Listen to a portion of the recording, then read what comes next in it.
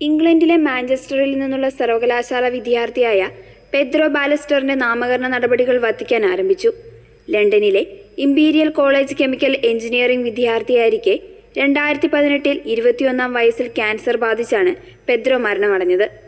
Opus they പ്രസ്ഥാനത്തിലെ അംഗമായിരുന്ന അദ്ദേഹം കഠിനമായ രോഗപീഠകൾക്കിടയിലും പുലർത്തിയ അചഞ്ചലമായ ദൈവവിശ്വാസവും സന്തോഷവുമാണ് ഇന്ന് അദ്ദേഹത്തെ നാമകരണ നടപടികളിലേക്ക് നയിച്ചിരിക്കുന്നത്.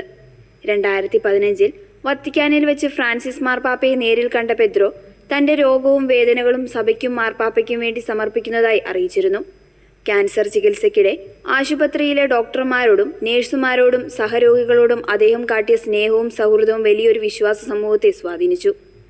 തന്റെ ജീവിതം അവസാനിക്കാറായെന്നറിഞ്ഞിട്ടും മറ്റുള്ളവരുടെ ആത്മീയ വളർച്ചയിൽ ശ്രദ്ധ ചെലുത്തിയ പെദ്രോയുടെ ജീവിതം കാർലോ അക്യുട്ടസിനെ പോലെ യുവതലമുറയ്ക്ക് വലിയൊരു മാതൃകയായാണ് സഭ കാണുന്നത്.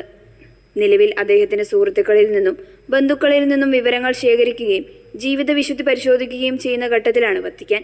ഇതിനകം തന്നെ ലോകത്തിന്റെ വിവിധ ഭാഗങ്ങളിൽ പെദ്രോ ബാലസ്റ്ററിനോടുള്ള ഭക്തി വർദ്ധിച്ചു വരികയും അദ്ദേഹത്തിന് മാധ്യസ്ഥ ലഭിച്ച നിരവധി അനുഗ്രഹങ്ങൾ റിപ്പോർട്ട് ചെയ്യപ്പെടുകയും ചെയ്തിട്ടുണ്ട്.